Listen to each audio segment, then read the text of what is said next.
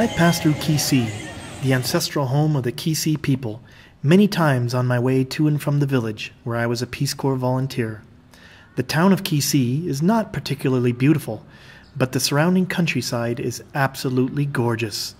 The rolling hills, trees, and patchwork of farms make it one of the most beautiful areas of Kenya. Back when I was a volunteer, I had wanted to live in Kisii for this reason, and also because it was cooler and greener than my village. In addition, I also appreciated the market in Kisii, which is located on a hillside near a small stream, making it somewhat dramatic. I had only passed by before, but thanks to this episode of LIA, I got to stop and smell the flowers, so to speak. The most famous export from Kisii, though, especially when you are a tourist, but also when you are a lover of beautiful things, is artwork made from soapstone. We're going to see the soapstone quarries, of which there are many in Kisii. We'll see how they prepare the carvings, and meet an innovative soapstone artist. I love art, and luckily, I met an elderly master stool carver who is also a great singer. But that's not all.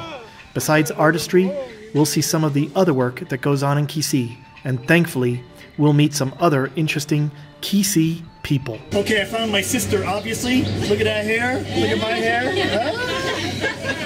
That's cool, huh? So grab a backpack, a bottle of water, a couple 2-tree sandwiches, and your walking shoes, and let's get lost in Africa.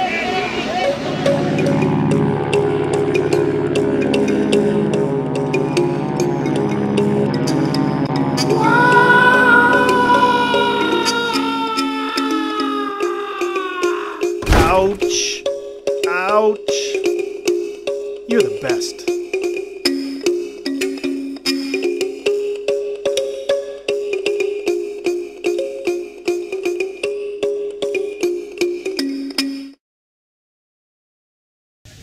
Okay, here's a soapstone mine.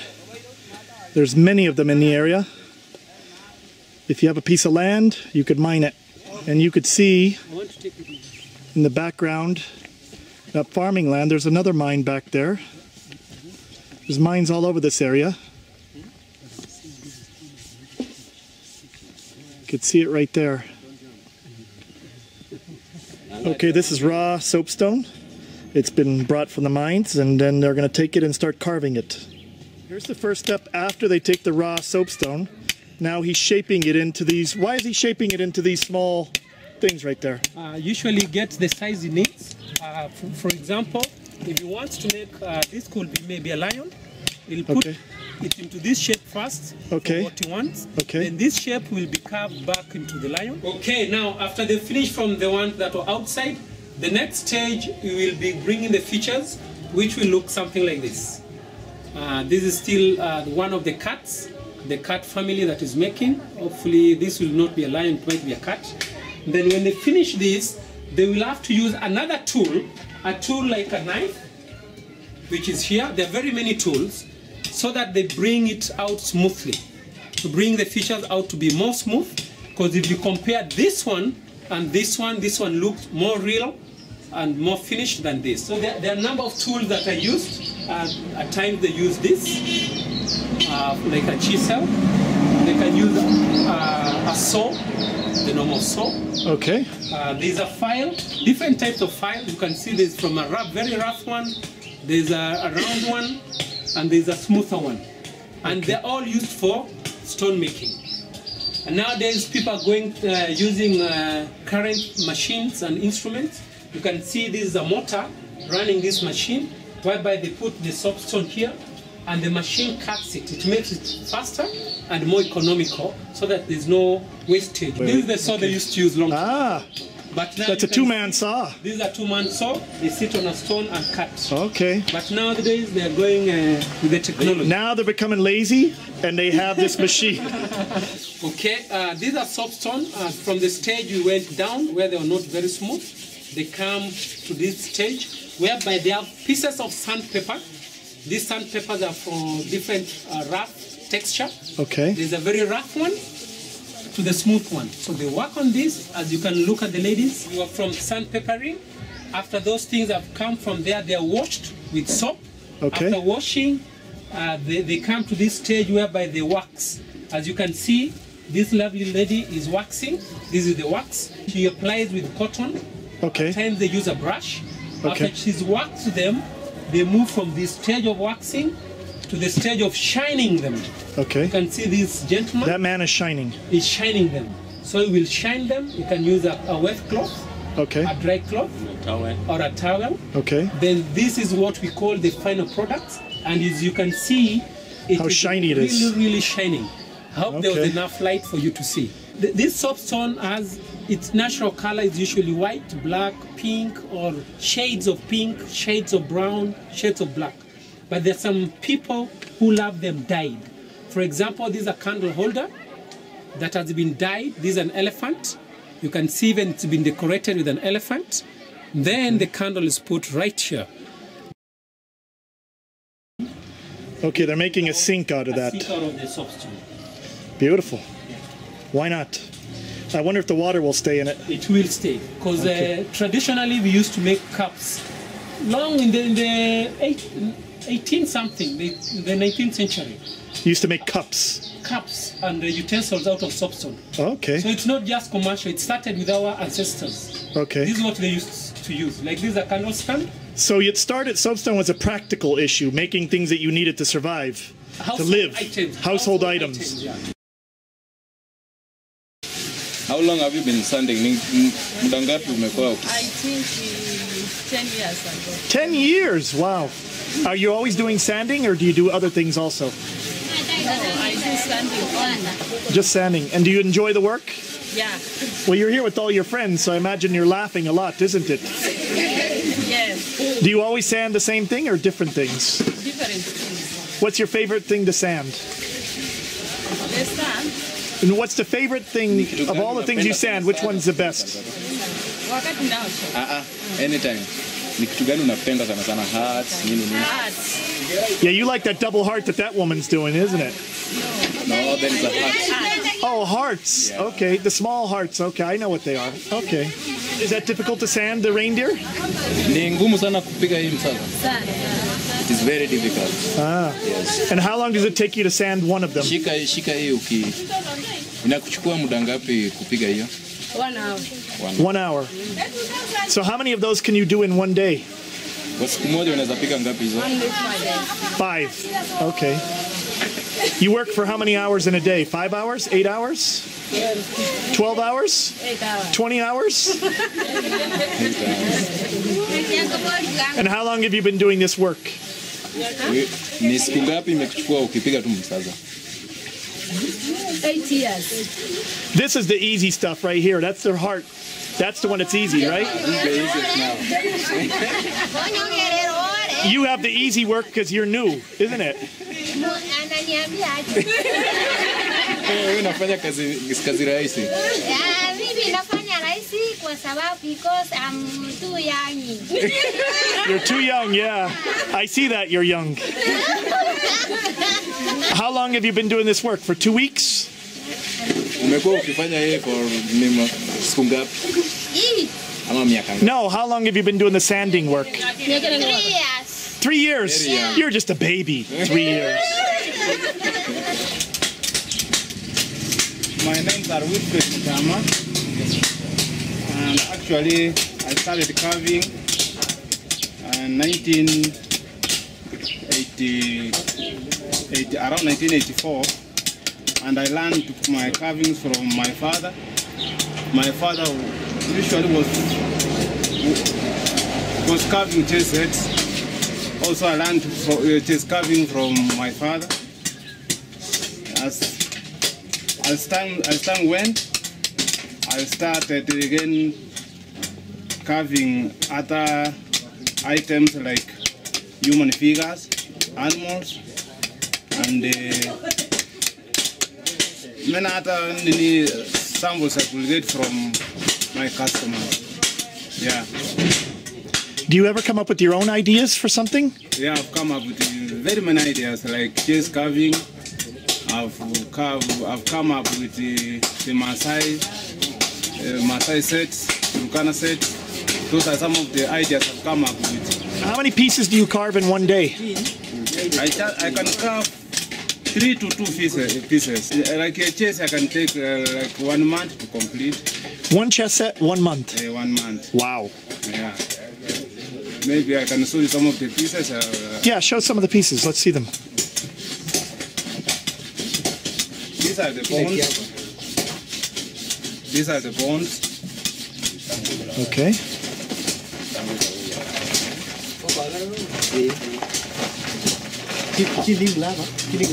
These are Maasai's? This is the bishop. Okay. Now, was this your idea or someone else's idea? This is my idea. This is your idea. Okay. And I'm the only one who carves this. This is the... In the whole area, is the one who can carve such kind of chess sets. So you're the master of the chess set, isn't it? Yeah. Do you play chess? What? Do you play chess? Chess. No. You're the master of the chess sets and you don't even play? Hey, my friend. Ask him whether he knows how to arrange the chess. Yes, I can arrange. You can arrange, okay. But You can arrange, but not is, moving. This is the king, but not yet completed. Okay. Yeah.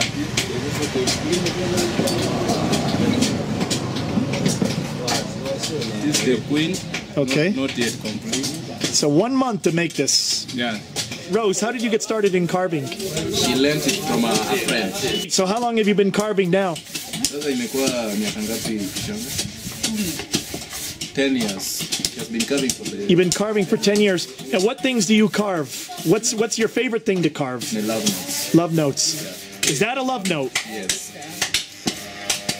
That's a love note? Yes. Well, what's so love about it? I don't understand. Love note. You know, here is a love.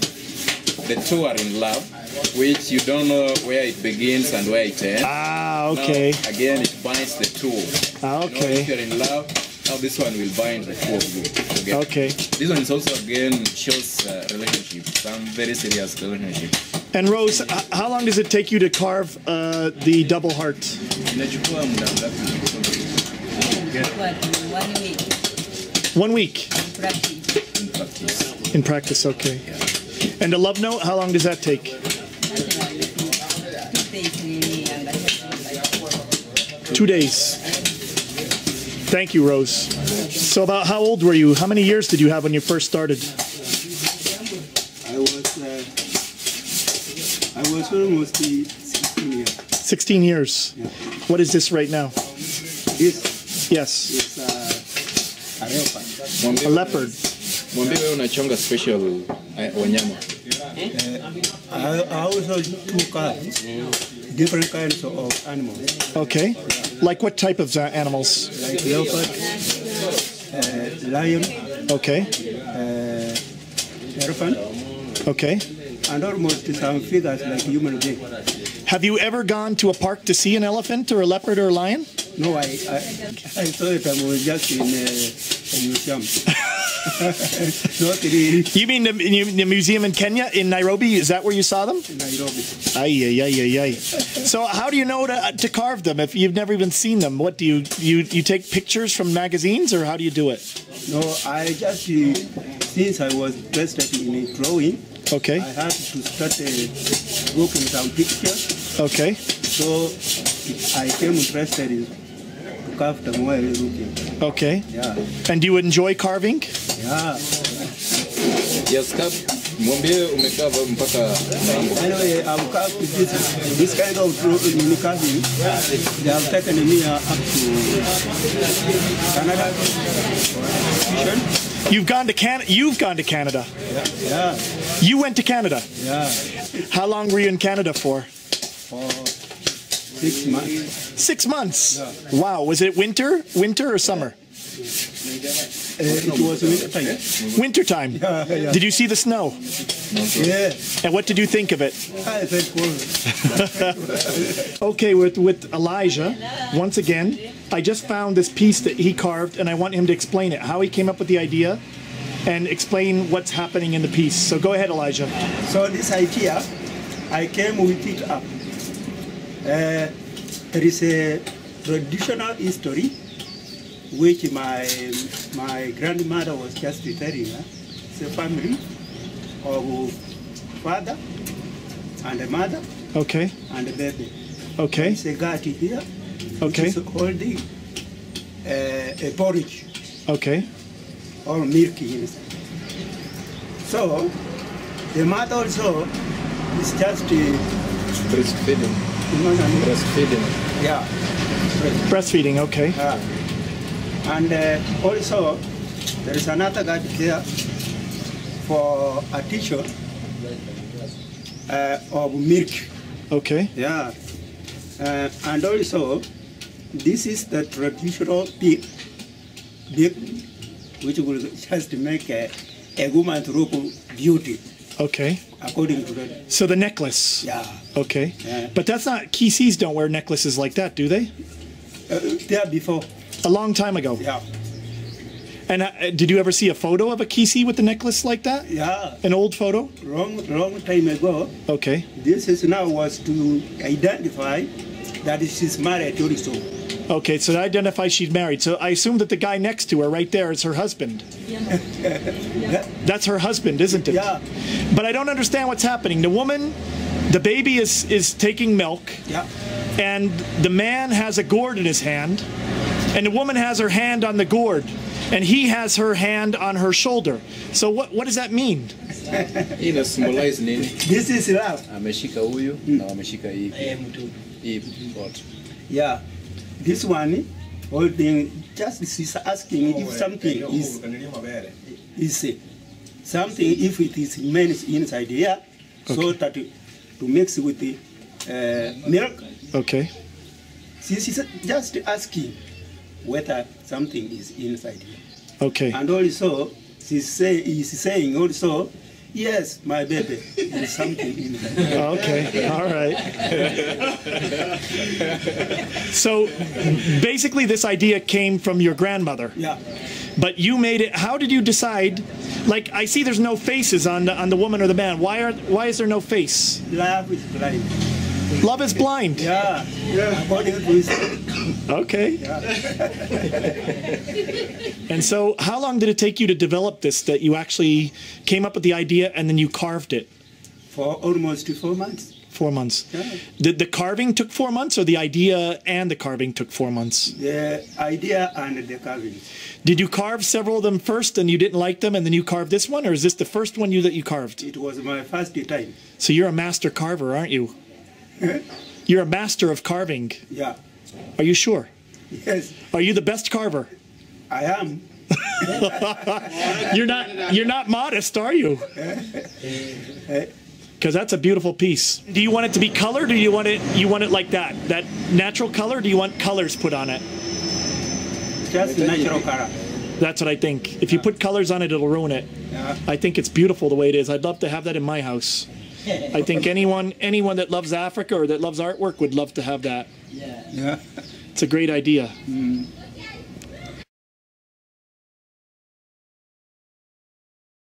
So I used to live in the West Indies, and I saw a lot of sugarcane there, but I never got to cut sugarcane. So today this guy's going to show me how to cut, and I'm going to try it myself. Right here. Yeah. Woo! Yes! Don't mess with me! Now, Jose, it's your turn. Okay. Don't cut your arm off, please. Your wife will kill me.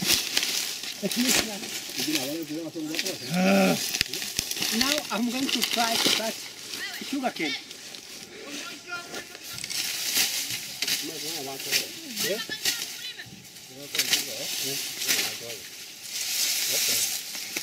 I try to remove. I tried.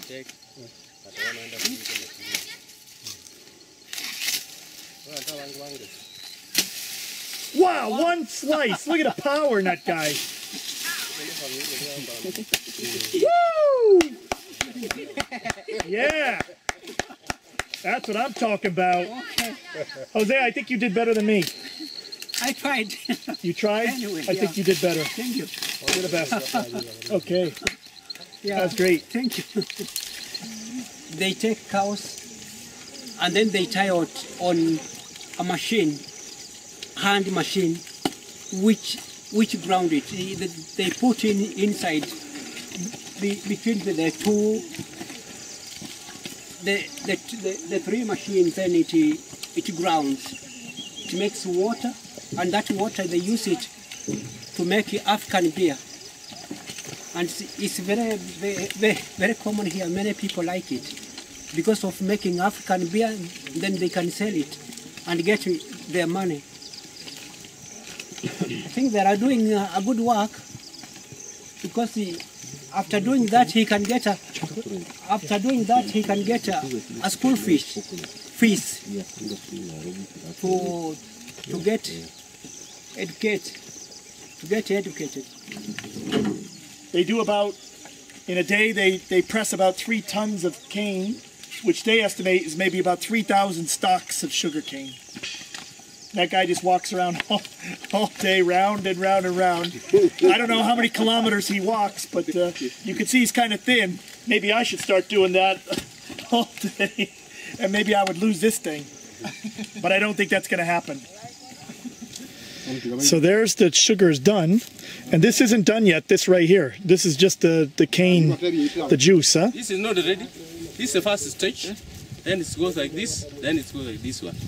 Are there pipes in there that they take it from one to the other? Take it with that pail. With the pail? Yes. Let us see how they are going. Oh. Oh, these guys are...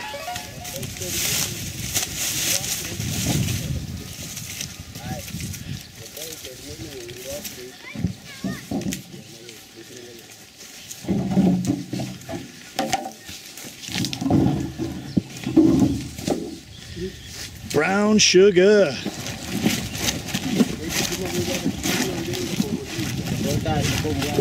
For chocolate.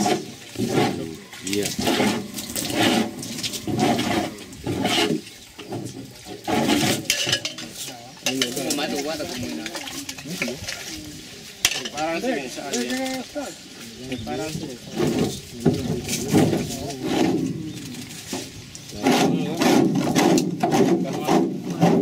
Each cup is about 40 shillings, and I do 180 to 200 cups of sugar a day. Okay, when I dig this soil, I've told you, you can dig this soil for 2 days. You leave it there for 3 days. Okay. From there, you start now making to be muddy. Okay. After mixing it with water. Okay. After making it to be muddy, you cover it with this carvings here. Okay. You cover it, you leave it for 4 days. Okay. You come, you see whether it is good. It has been mixed good enough. Okay. For it to start your work, to make sure that when you remove those bricks, when you make these bricks, they look fine and good. Okay, how do you put the mud into that form? Do you put it with your hands or do you use a tool? No. I'm just using my hands so that okay. Let me show you how I'm doing this work. I only use my hands. For my family and other families to benefit. Okay. So this is how we do this work. We water this. Okay. After wetting it, you wet even this one so that it can be good enough for it to go and put it there. Okay. We put it this way. Okay. We use our hands. Okay. After doing this, we make sure it is good enough to enter inside there. Okay. After doing all this, it is a heavy work, but now to sustain our life, we have to do it. Okay. We have to do it. After doing this way, so what is there, you just do it the way I'm doing. Okay. I think you are seeing. Yes. From there, you do this way. Okay. After doing this way, I go with it up to the place where I'll make it roll. From there, I roll it this way. Okay. To look more smooth, I do it the way I'm doing it. Okay. To harden the bricks, you leave them there. When they start shining, it's when they are now ready to, around 3 months, they will be ready. They will be ready to burn them. So you will have to be financially stable. You go, you cut some trees, you cut them into pieces. From there, after cutting them into pieces, you bring them, you arrange those bricks to look like, you arrange them in a way, you leave a place where you can put those woods. Okay. You arrange them in a way, you can make those things. After arranging, you cover them.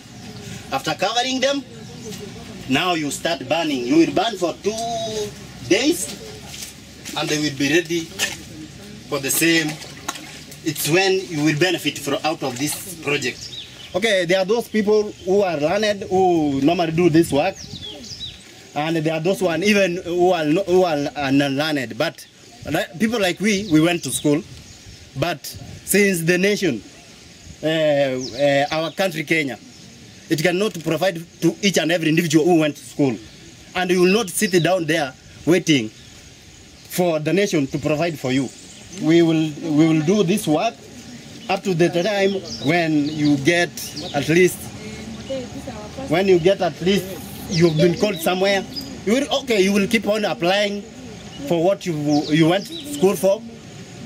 After getting it, it's when you will stop this work, you go for it. We don't see ourselves that maybe we went to school, we cannot touch these things. These things are there for us, for the nation to benefit and for us to benefit. I love watching people, and one of the best places to see them and to see lots of action is at a market, and they can be found all over Africa. Some are bigger and some are more colorful or more lively than others, but they are all interesting to say the least. You can find most anything at a market, so it is possible to see a wide spectrum of people. Some things at the market have fixed prices, but for most things, you have to be ready to haggle, and that makes for some good people watching. In the past, I'd only driven past the market in Kisii. I wanted to stop, but was always in a hurry to get to the village where I was a Peace Corps volunteer, or to get to the Emerald City, Nairobi. Due to this filming, I finally had a good reason to stop and look around. Granted, the day we were there was not the best, as it had rained all night and the mud was very clingy, but it was still great. So let's enjoy some of the sights and sounds of the Kisii market, and then meet a market woman with a great spirit.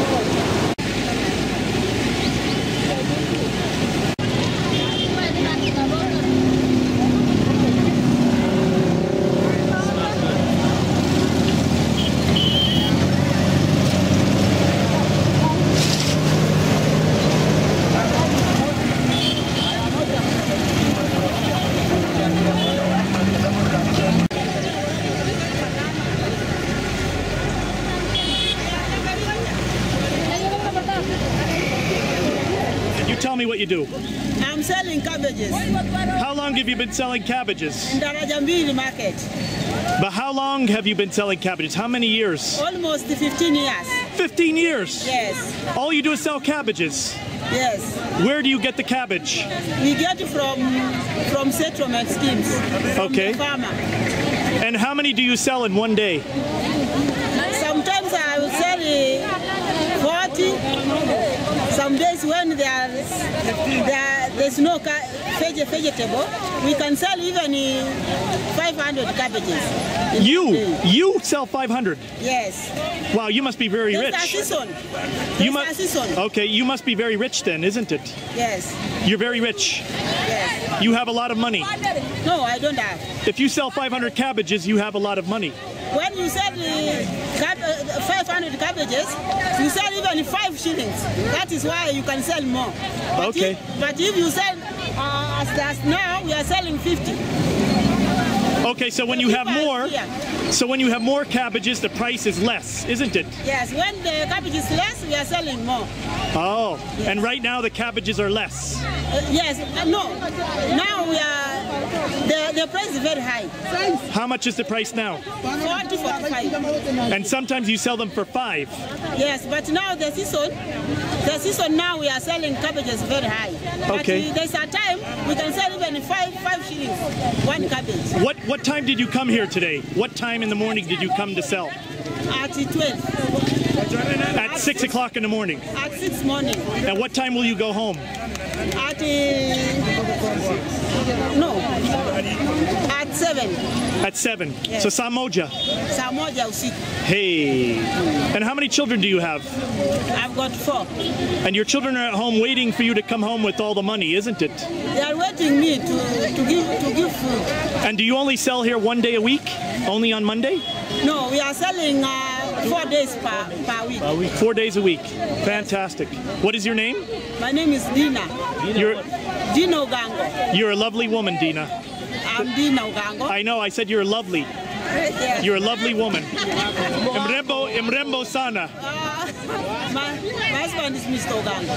Okay, so I can't marry you then. You're already married. Yes, I'm married. But if I want to marry you, I can't.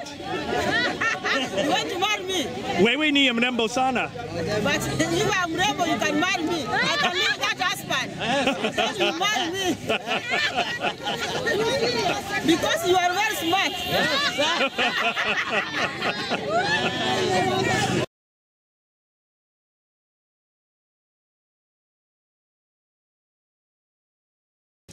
Okay, we're in Tabaka, which is a small town in the Kisii area of Kenya.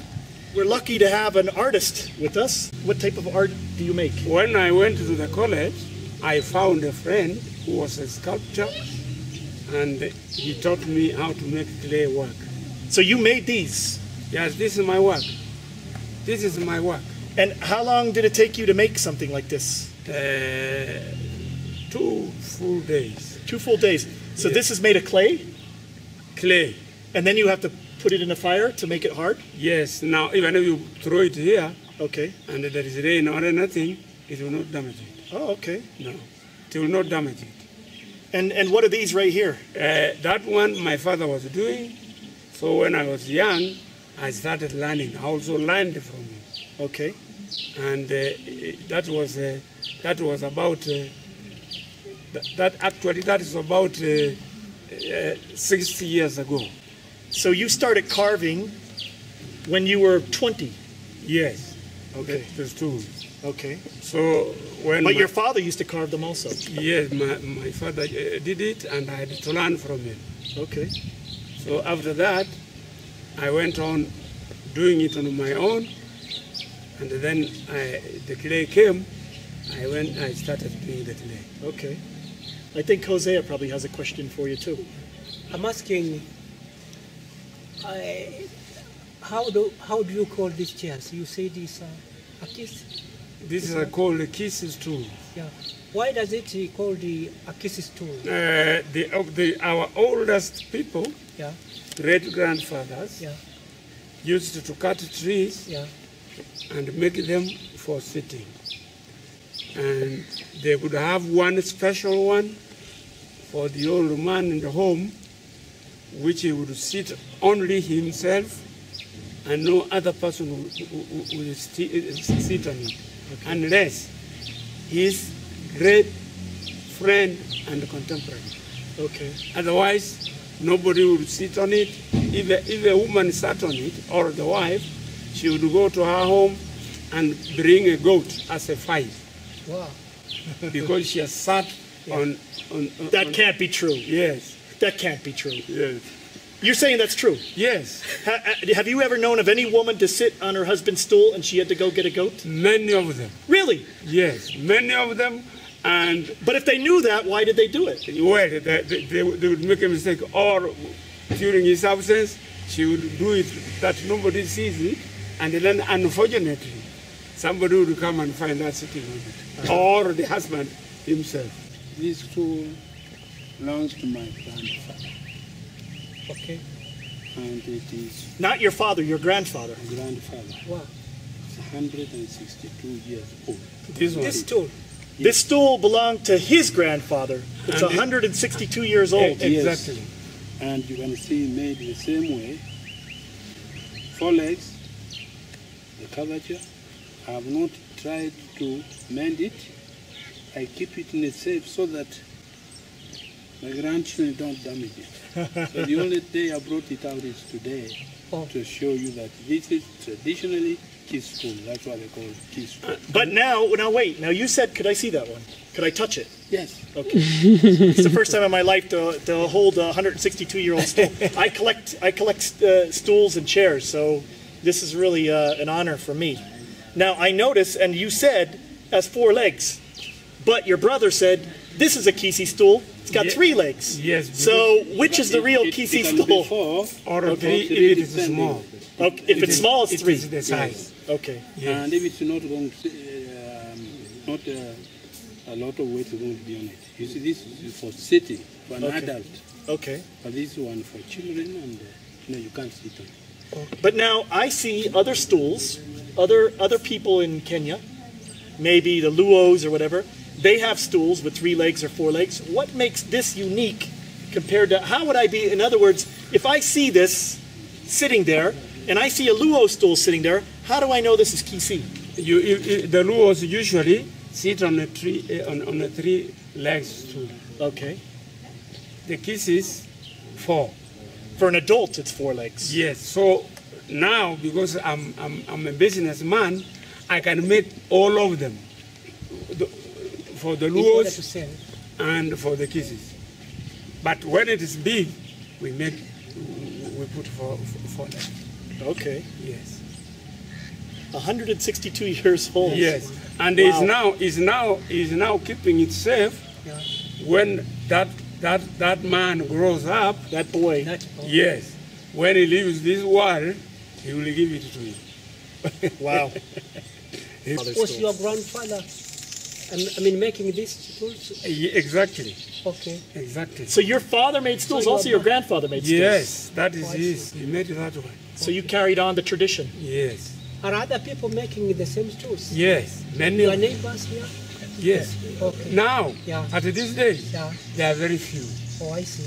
Only those ones I have Yeah. who cut the trees Yeah. and make them for me. Yeah. Because- And then you put the beads. Yes, put the beads. So this is different also. Because they put the beads in here, and that wasn't done obviously 162 years no, ago. No beads. They were not even there.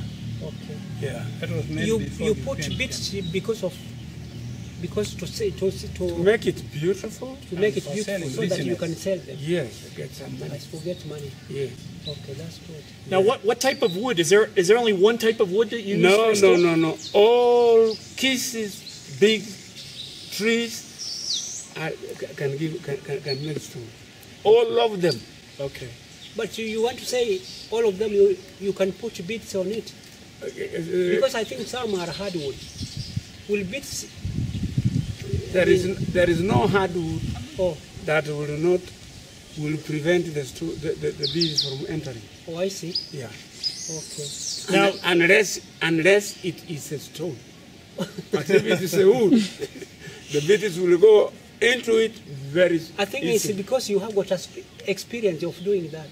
Yes, and this is my hammer. Oh, I see. Well, now listen, sir. You said this is my hammer now. You said you started carving stools 60 years ago. Yes. Were you putting beads in the stools 60 years ago? Exactly. You were putting beads in the stools 60 years ago. My father did it. Your father did it. I also did it. Huh, I didn't know that. I thought they started putting the beads in recently. Yes. No. Started long ago. Okay. Now, you said this is a hammer. What is this made of? Cow's horn. It's a cow's horn. Yeah. That's what a cow's horn is? It's inside like that? Well, we'll put something inside to make it. I was thinking, to make it heavy. I didn't think a cow's horn is that heavy. This is heavy. To make it heavy. If I whack Jose, let's just try it. Let me whack Jose over the head and see if he survives. I can't agree. Because that's heavy. Did you touch it? That's heavy. Heavy, yeah. If it is not heavy, the beads will not go in. These are very light. It's heavy. Wow. Yeah. Who does the best carving of stools in Kisii? Well, there are not very many. There are quite a few. Yeah, but who's the best? We have one called Nyangoto. Okay, so it's not you. Ungubo. Why are we talking to you if you're not the best? Yes. We want to talk to the best. Here. Okay, shut down the camera. Okay, now if you carve one of these stools, if you start it today, how long does it take till it's finished? 1 day. 1 day? Yeah. Now, this isn't one piece, is it? Yeah, that's 1 piece. Are you sure? 1 piece, please. There's 1 piece of wood? Yes. Even those big ones you saw in the shop. The one of which is there. This one? Yeah, even this one? Yes. That's one. Even this one is just one wood. Are you sure? Yes. I am sure because I make them. You can look for a nail and glue, you know, to the pan. Okay. Yes. Now, this takes 1 day. This one I'm sitting on, how long does that take? 2 days? No. Stand up and let me have a look at it. If I start very early in the morning, at 6, I'll finish it. I'll finish roughly. Okay. Before we put, we make it smooth. Before we put sandpaper on it and so forth. Now, you said you started carving stools 60 years ago. When did you start making these figurines? This one. Not this one, but when did you start making them from clay? The sculptor. Yeah. When did you start doing that? It's about it's quite a long time ago. It is when I assumed in 1952. That one.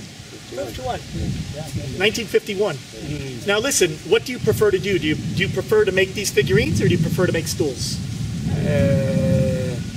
It is cheaper to make this one. Not about cheap or anything. What do you enjoy doing? Do you enjoy making the figurines or the stools more? Many people love stools.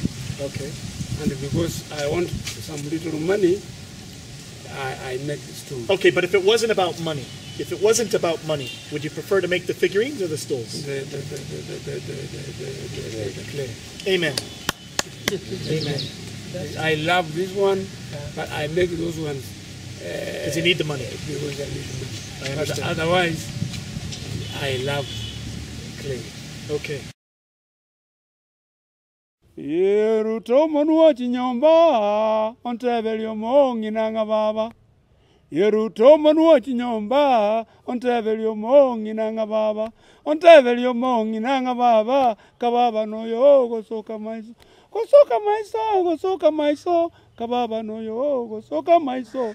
Soka maiso kababa no yo gosoka maiso. Gosoka maiso kababa no yo gosoka maiso. Yeruto manua chinyomba ontebelio mongi nanga baba. Yeruto manua chinyomba ontebelio mongi nanga baba. Ontebelio mongi nanga baba kababa no yo gosoka maiso. Uraya chingero wanyangero ta. Only the old people were singing. Good, hey. That was a good song. Woo! That was cool. Aye. Mayora, aye. Tiga nkwane borangi. Tiga nkwane borangi. Manga dono mwanende. Nyakoboko gokendu. Tiga nkwane rabuko. Tiga nkwane nyairabu. Nyairabu oro mogendi. Nyairabu oro mogendi. Ogoso nyamotu muomo. Moto bani ramato. Ibuna ngomba bogere. Aye. Mayora, aye. Mayora, aye. Mayora. That is praising my grandfather and my father. You said you're 80 years old. So over your 80 years, what do you think is the most important thing in life? Well, first of all, we have got to have peace. Okay. Peace. And then hard work. The rain is still back there. We're okay. Tobacco, Kenya, with the Kisii people, and one of the gentlemen who's keeping the Kisii culture alive and well. So we're happy about that with our 162-year-old stool. Yes. Thank you very much. Thank you. Yes. We were at a wedding 2 months ago in Rendile, and my friend said the youngest girl that was married was 11. 11, according to Kisii, she's not ready a woman to marry. Okay. Must be a woman. What would be the youngest, 15?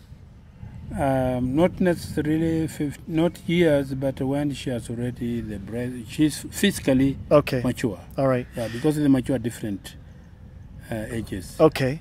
Now, the men, you said about 20. Yeah, Was it common back then to have a man who was, say, 30 or 40 and was not married? Yes, you could have people 30, 40, even 50, because in those days you must pay dowry. If you don't have the dowry, if you didn't have the dowry, you couldn't get married. You could not get married. What do you how much are we talking dowry? What was the dowry back then? Dowry used to be 10 to 20 cows. 10 to 20 cows? Yes. Now, was that common for a family to have 10 or 20 cows?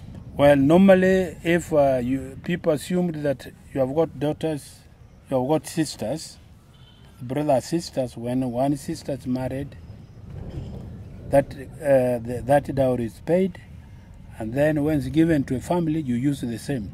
You use it then to get married yourself? Exactly. Okay. Now, would you have to pay, you said 10, 20 cows, would you have to pay that as soon as you got married, or could you say, I'll pay it over time? You pay before. Before? Yes. You'd have to give all of the cows? Yes, you agree on marriage, you have agreed on all other things. Now it's a dowry, and then you take the girl. You don't take the girl before you pay. Okay. But I'm talking about 30 years earlier. Okay. 30 years, not now. These days you marry without paying anything. Now you marry without paying a dowry? You can marry without paying. But you have to pay eventually? Eventually, if both families agree. It's not necessary that you must have dowry. So there are people in Kisii that marry now that they don't say you have to pay a dowry. You just marry, no dowry, nothing. Yes, and there are those who insist. But there's those that insist. Yeah.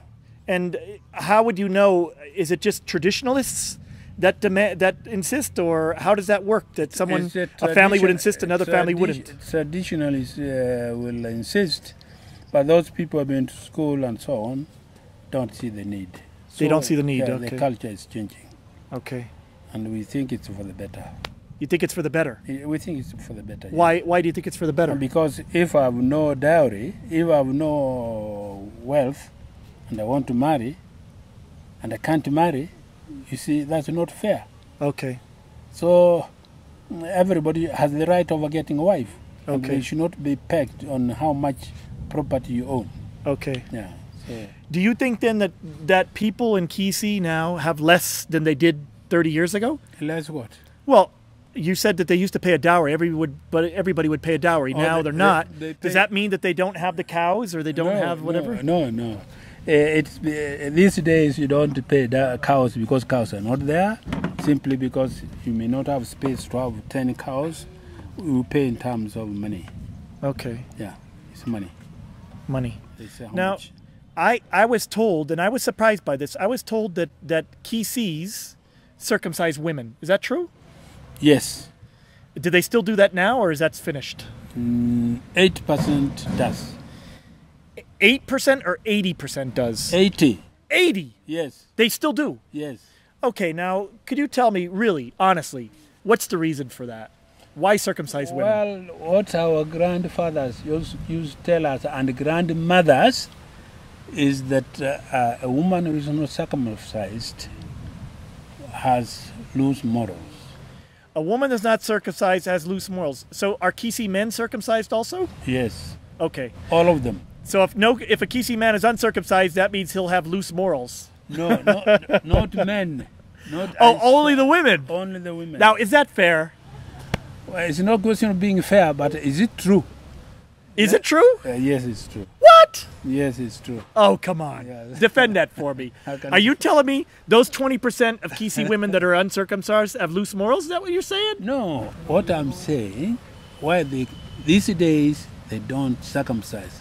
Even my daughters are not. We don't encourage it. Okay. Because of medical reasons. Medical reasons, okay. But in terms of the behavior, because these people have lived for many years and they know. Okay. Because you can agree that they say when the so-called clitoris is one organ that makes maybe somebody sexually be ready for sex. Okay. Now, then I'm confused. You said your daughters aren't. So is that 80% have it or 80% don't have it? No, I said in Kisii right now, 8%. Oh, in Kisii culture, Kisii wide, okay. Wide, not in the per family, because I may not have daughters. Okay. So you cannot really measure.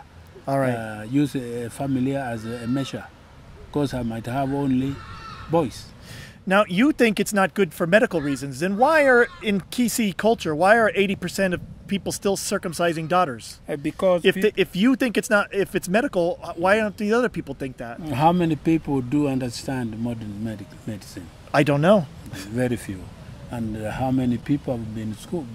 Okay, what's it? Very few. We're in Kisii. Yes. Are the Kisiis generally, are the majority educated? Not majority. Not majority? Not majority. Because in a family, let's say in families, if you say educated, again, that can be defined what you mean by educated. Okay, let's say they've gone to at least primary school. Primary school, you can say it's 50%, I think. 50% of Kisii have been to primary school? Yes, 50, 60. So there's Kisiis here right now that have never been to school? Even young children? Oh, there are those who have not been in school. Okay. Yes. And even those who have been in school, primary school, may not understand the implications of circumcision of women, because going to primary school probably you have learned how to read and write and how to speak a little English and a bit of geography and other physically, biological, how somebody grows up and so on, is not easy. Because I do realize, and in fact, maybe I don't know what it is, when I was in your country, America, okay, there were many people whom I could rate exactly, they have been to school, but in terms of understanding other things, I would say they will rate like our old men who have never been to school. Aha! He's been to America. He met people there that were educated, but he said to him, they had the mentality, I think what you're saying, yes, of an old man in Kisii who had never been to school. Exactly. Hey, you better not go to America again or somebody's going to beat you up, because if they watch this, they're going to be looking for you. Because they don't want to hear the truth. They don't want to hear the truth, okay. One thing I realized, yes, digress a little bit, when I came back in 1967. How long were you in America? 6 years. 6 years? Where? In which state? Pennsylvania and New York. Where in Pennsylvania? I'm from Pennsylvania. Pittsburgh. Oh, Pittsburgh. That's right. We talked about that. That's yes, right. Okay. And then I transferred to Syracuse University. Syracuse, New York. Yes. Beautiful. Mm-hmm. Okay. But then my first degree was in Puerto Rico. Puerto Rico? Yes. So you speak Spanish? Un poquito. And that was an American university. They call it Inter-American University of Puerto Rico. So when I came raindrops. back, came back, yes, politically, I studied political science. Wait, you said you were there for 6 years. 6 years. You came back in '67. So you weren't here for independence. I was there. Independence came when I was in America. Okay. All right. So let's change gears. Yes. Now, did you watch it on television there, or did you hear it on the radio, or you only saw it in the paper? Independence of Kenya. They sent us the flag and the national anthem, and I do remember I was the president of Kenyan students in the University of Puerto Rico. We celebrated with the university, with the professors. It was a big day. A big day. Yes. We were very proud, and very proud of it. Everybody has phones anymore. Now, but you didn't answer. Did you watch it on television? Was it on television or was it on radio? Nothing. It was not at that time at television. 61, 64, 63. 63. The television, we could not get it. So the day came, you didn't know what was going on in Kenya, but you all celebrated. Because they sent us the documents. Okay. In writing. The national anthem in a tape and the flag.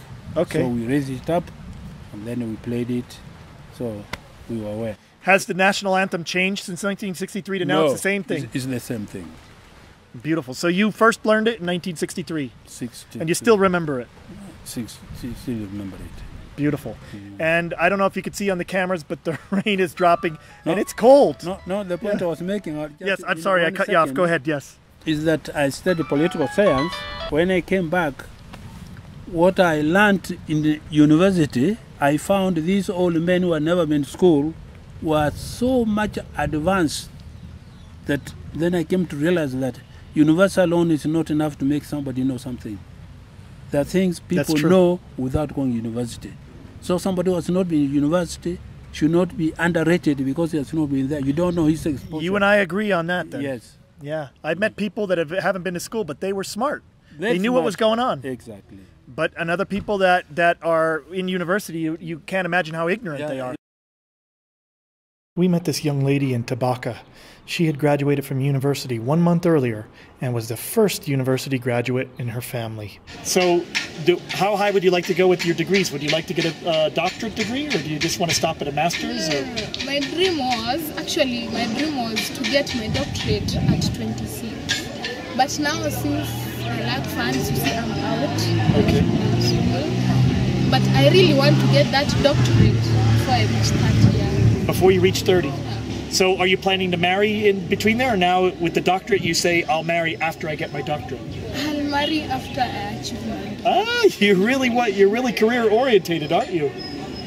I want to achieve my dream first. Okay. Now when you were a child, when you were in primary school, is it that you wanted to be a teacher then, or was it later that you decided you wanted to be a teacher? Okay, when I was in primary school, as kids always believe I want to be a doctor, I wanted to be a pilot, you see. But when I got my results, I started getting that passion towards teaching. And then it was the course I could afford to get into. Yeah. Okay. So if you could afford something else, you would have done something else. I've done it. So if you would have had any amount of money that you wanted, what would you have done?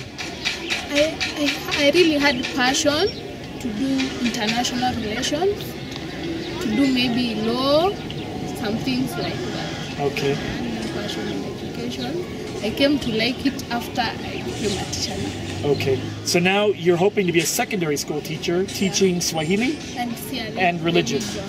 Okay. Which one do you prefer, Swahili or religion? Okay, I love God so much. So I like religion, but Kiswahili is also part of me. So I think 50-50. All right. And you said that your mother never went to school. What about your grandparents? Did they go to school? They never attempted to go to school. Are your grandparents still alive? No, my grandmom passed on the year 2001, and then my grandpa passed on the year 2006. Okay.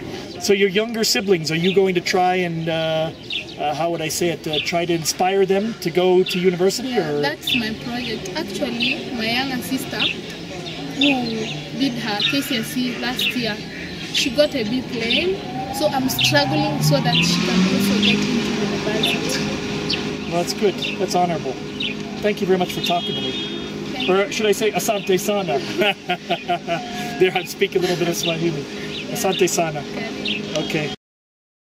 When we decided to do an episode of LIA on Kisii, I first thought of Evelyn, my Kisii colleague who was the young lady in the middle.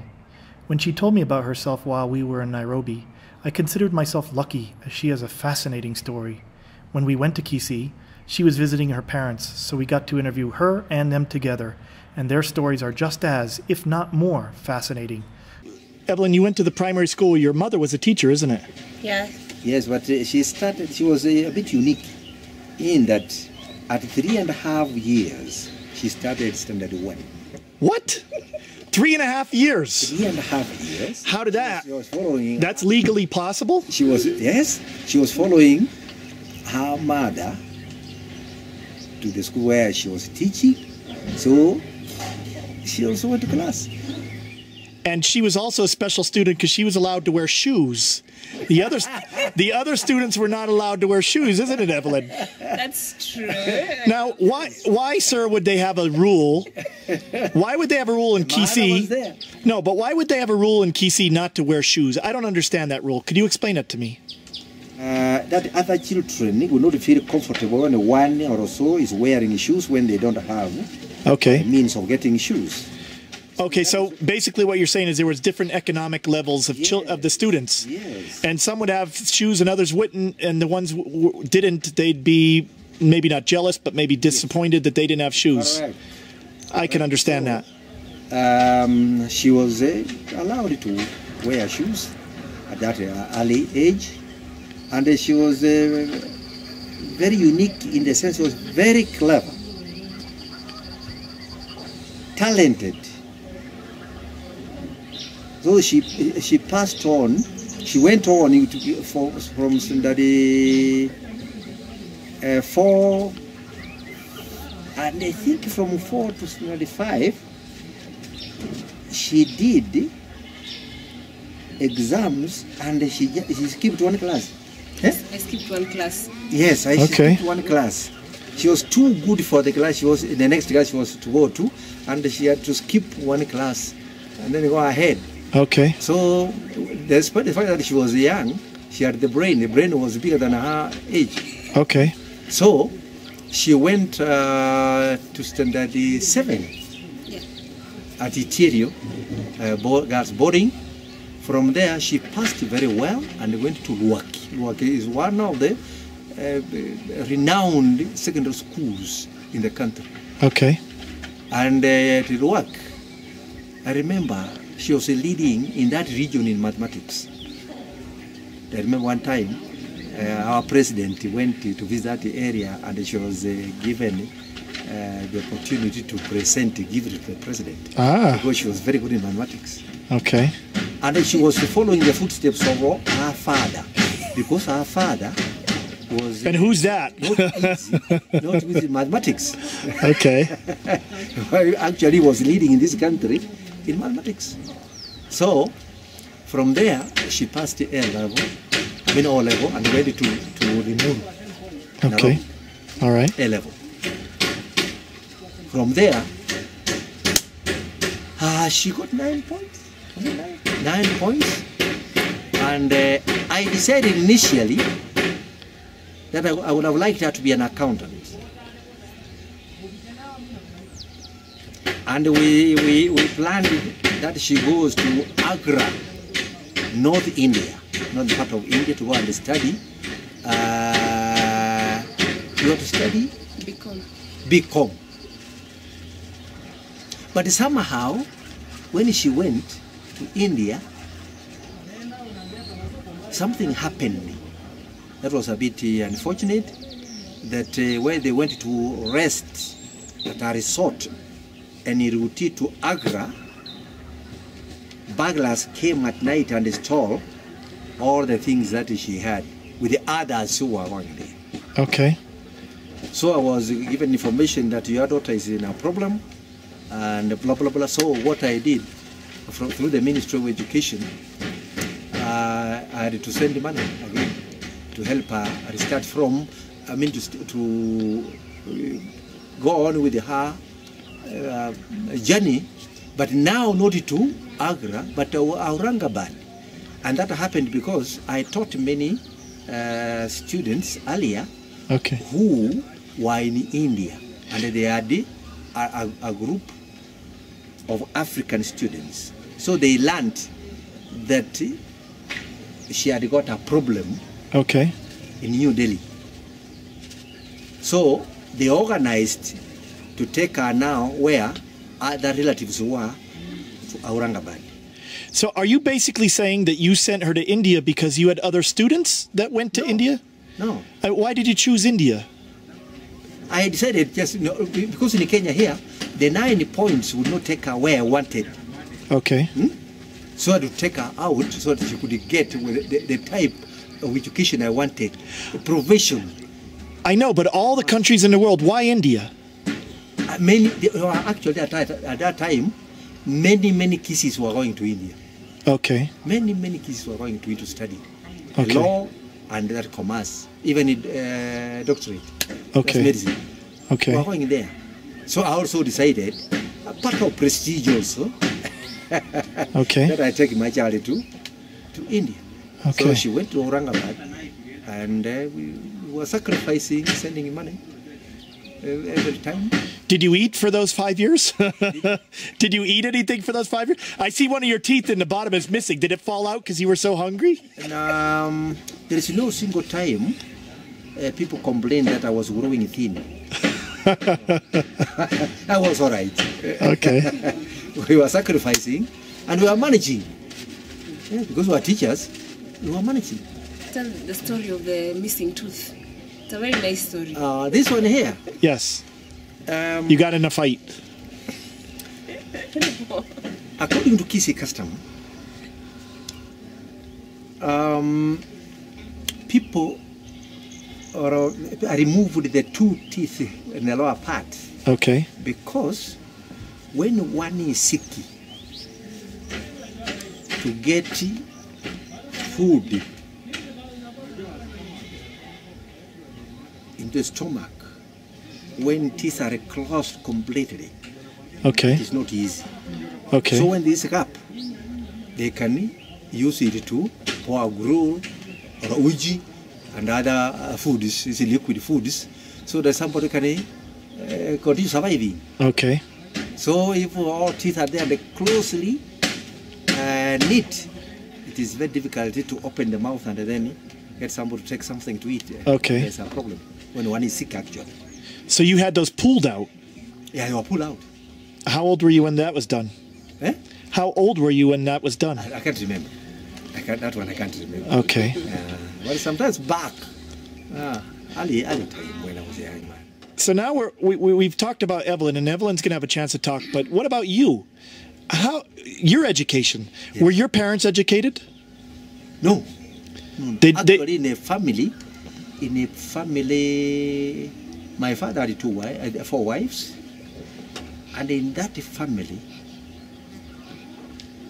in my second wife of my father, I am the last born.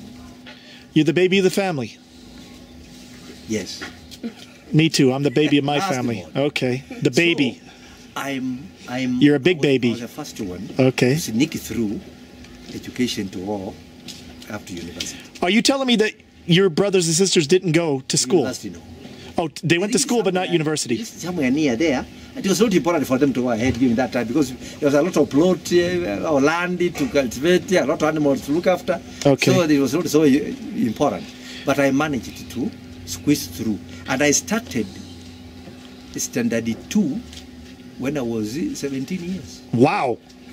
Standard 2 when you were 17? Yes, yes. What were you doing for all that time? Just having fun? I was looking after my father's animals. Ah, okay. I could go to school and take my father's animals. Okay. Was that here in Kisii? Yes. Was that in Tabaka? I know. Past Tabaka. Beyond Tabaka. Yeah, okay. So you were taking care of the animals until you started school. No, you didn't start when you were 17. You started when you were 6. That is after going to tea estates to pick tea. Okay. I went there when I was about 16 years. I was there. I was playing football there. Then I came back and I started school. Okay. When I started, I went non-stop to university. Wow. Huh? You went to university here in Kenya? Yeah, Nairobi University. Yeah. And what did you study education? At that time it was BA with education option. Okay. We didn't have education as such. It was BA with the education option. And when I did economics and geography. Okay. And option, I had the education. When you finished university, is that what you wanted? You wanted to be a teacher? Yes. Well, okay. When you were 17 and you were out picking tea, Were you thinking, you know what, I want to go to school and I want to be a teacher? No, nothing like that. By accident. What were you thinking then? I was thinking of looking after my father's animals. And after all, when I went to this company, Amity Estates, my brothers came there and they told me to go back and help my mother look after the animals. So when I found a school and started there, I went to school. Okay. So actually I would say it was by accident, not by design. Okay. And so when you were in school, you went straight, 17, you started school and you just went straight through all primary school, secondary school, right to university. Yes. Okay, when was it that you decided you wanted to be a teacher? Was it when you finally graduated, or was it when you were in university, or was it in secondary school, or what? When you were in university, many companies and other organizations were coming to interview us. So they could get us jobs. They would come to university to interview us, so they could absorb us in their companies and whatever. And the government was doing the same. So I chose to be a teacher because I had now education option. Okay. So I was sent to the big school here, girls' school, to come and start A-level. A-level. Okay. So I started, and then after I went to Kisii High School, then was sent to other schools where I was as a principal until I retired in 1998. Okay. Wow. You've had quite a career, huh? So did you enjoy it? Did you enjoy it, being a teacher? So much. So much. What did you enjoy most about it? Teaching, and payment wasn't so good. But at the same time, I loved the teaching and seeing my pupils pass exams. And that was my pride. Okay. Yes. I don't think I would have been anything, I would have enjoyed anything else apart from teaching. Are any of your students still in touch with you? Many of them. Many of them. And some surprise me. When we meet them in town here, in the road, they surprise me. You're my teacher. So it was a good career, huh? Good one. You didn't decide after a couple of years of teaching you wanted to go back to look after the animals? After? Look after your father's animals. You didn't want to go back and do that? After teaching? After teaching for 1 or 2 years. You decided you wanted to stay? No more animals? That now is a full bow turn. I could not think of those things now. I was a different person. Okay. I was a different human being. You wore his first pair of shoes when you went to university. Yes. The first pair of shoes when I went to university. Mom, what, you want to come and sit? A long trouser when I went to university. First time. Okay. So you were in short trousers up until then? Yeah, only shorts. And these, what we call these shoes we make from tiles, old tiles. It's what we used to wear. Was your father still alive when you graduated from university? No, he died when I was 15 years old. Oh, so before you even started school. How about your mother? Was she still alive? Oh, yes. She died in 1983. And okay, so what did she think of you going to university? Oh, she didn't have an objection. She just allowed. My brothers were also positive. Okay. Yes. Now, Evelyn's mom has just arrived. Madam, you know, your husband was just telling us about you sent Evelyn to India. And of course it was a big sacrifice. What was that, you know, what was your thinking then? Of course, we wanted her to learn and come to help her, to be self-reliant later on. Because by that time, we knew we were going to get old. We could not continue working, so we wanted her to get a job like now. Okay. And there was no way she was going to get a job unless she learned. Okay. So that's why we sent her. Your husband was telling the story of how he went to school. Amazingly, and I find it hard to believe, he didn't start school till he was 17. And then he went straight through all the way to university. What about you? What's your story? Were your parents educated?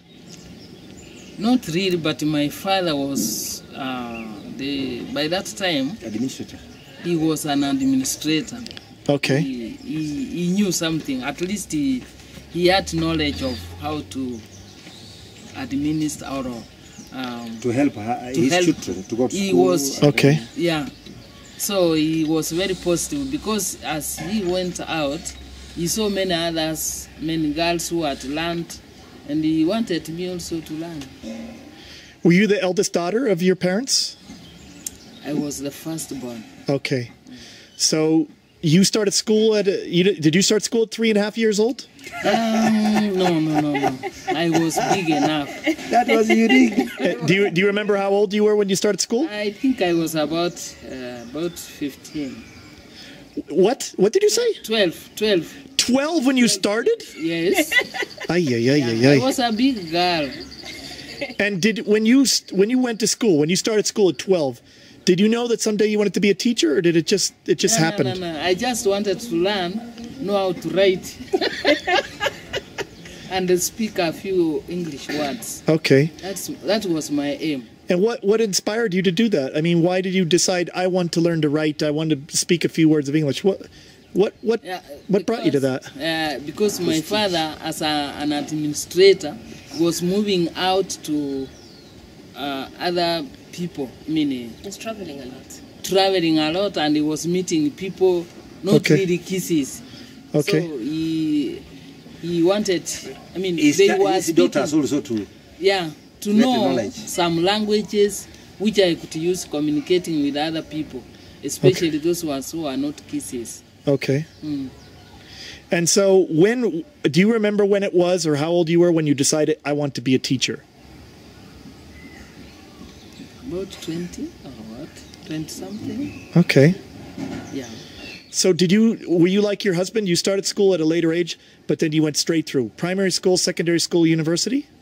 Or did you go to teachers training college, or how did you do that? Oh, okay. Me, by that time, there were not many teachers, not many girls who had gone to secondary schools and who were teachers. Okay. So they wanted anybody who had acquired a certificate, even in from primary school. Okay. To help other girls to know also how to read and write. Okay. Read and write.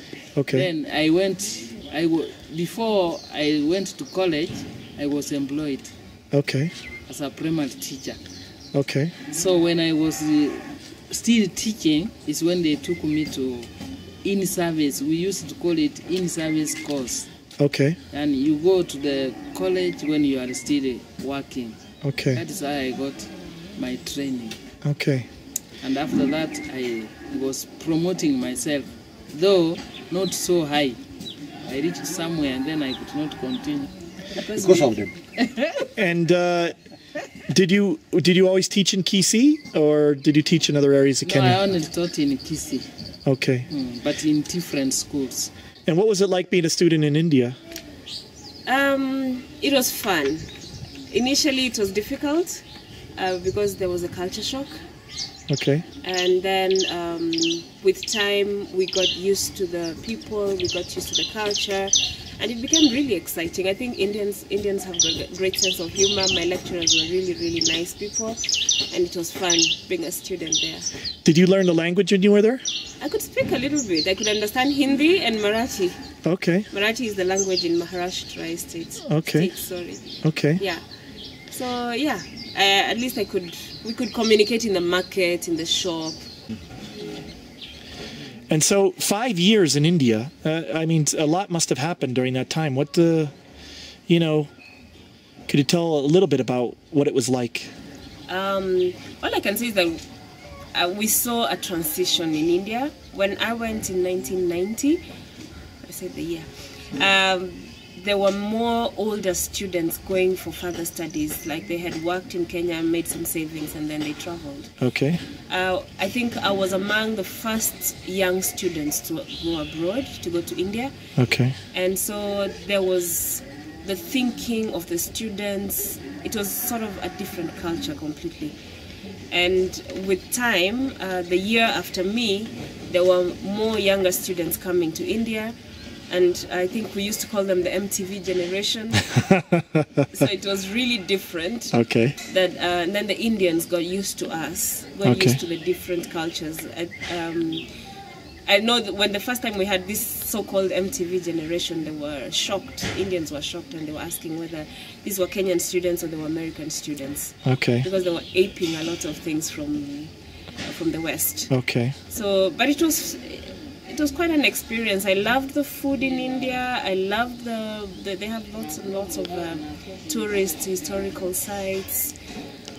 I got to really enjoy their culture as well. It was exciting, and it's cheap. And I think my dad was wise to make that choice because it was like the cheapest option. Okay. That was really good. And then when you graduated, you came home and you started practicing law in Kisii. What was that like? It was good. The only, of course, a little bit of challenge that I got was adjusting to being under my father's roof. Okay. After I had been my own boss for 5 years. Okay. So I came home and then I lived with my dad, and it was interesting because my first employer was his student. Okay. He really loved me, and he took me in as you know, he always referred to my dad being his mentor. Okay. So then you were treated well in that law firm. Yes, he treated me very well. He paid me well. Okay. And he always talked about my dad. Okay. Yeah, so it was nice working. I was like the third female lawyer in town. Okay. The other two were much older than I was. Okay. So it was an interesting and challenging feeling at the same time. It was a mix. Okay. I was also again still pretty young. You were what? Pretty young. Okay. I was 23. 23. I was 23 when I started working. So you practiced law in Kisii for I think two and a half years. 2.5 years. And then you went to Nairobi. What was up with that? Why not stay in Kisii? Because I thought I reached the peak of my career in Kisii. It's not very competitive out here. Okay. I think I was like in the best law firm. Okay. And I was at my best. I was winning the cases in litigation. And every time we had a lawyer coming in from Nairobi on the other side, it was really challenging because then they were more updated with the law, with what's happening. And I felt that's really what I want. I wanted a bigger challenge. More exposure. I wanted more exposure. Okay. Yeah. So you went to Nairobi and you practiced law for another 2.5 years, I think. Yeah, and then why did you get out of it then after that 2.5 years? Opportunities. Okay. Opportunities struck. There was an ad in the newspapers. The UNHCR was looking for lawyers, and I applied. And I went for the interview, and I was selected. Yeah, but when you were in the law firm, you were doing litigation. Now you're in UNHCR, and you're doing something totally different. Yes. You were just tired of litigation, or what? Not really. Well, there was a bit of that. You also get a bit frustrated when, especially, when things don't seem to be going right all the time. There's a bit of corruption in the judiciary. Okay. So you do sometimes unfairly lose cases. Okay. But then I just thought, why not? There's an opportunity that has opened up in the UN. Why not try? Okay. So I did apply for the job. I didn't know I would get it because we had all these people had the mentality that to join the UN you need to know people there. Okay. And I didn't know anyone there. I didn't know where UNHCR was. I just found out when I was dropping my application. And when I started working, I found it to be much more fulfilling because then it's quite humanitarian. Okay. Yeah. And how many children do you have? 2. And are they both like 2 girls? 2 girls. And what do you want for your father and your mother made this decision, both of them starting school so late in their life. Yeah. And here their eldest daughter graduated with a law degree, practiced law, then now works for UN. Mm-hmm. What do you want for your daughters? Just the best. Just the best. I think I'm more inclined, together with my husband, we're more inclined to nurturing whatever talent we're able to pick out of them. So if they say to you, Mom, I don't want to go to university, I want to be in a band, I want to play music, what are you going to say? A rock star? Yeah, what are you going to say? Give them a chance. I think at the end of the day, it's good to nurture the talent. Let me put it that way. Okay. Because university now has become quite easy to go. Okay. I've seen many people coming out as graduates, but they're really frustrated because then they do not pursue a career that they were thinking about, and the job market is now flooded. Okay. So it's good to have an education, but it doesn't necessarily mean that you would then succeed Okay. So if and that was absent, I think, in our days, that if talent is seen early and it's nurtured, then it can help. Okay. Future. Yeah. All so right. I think we are now starting to think in this direction. Until next time, Kevin and I will be lost in Africa.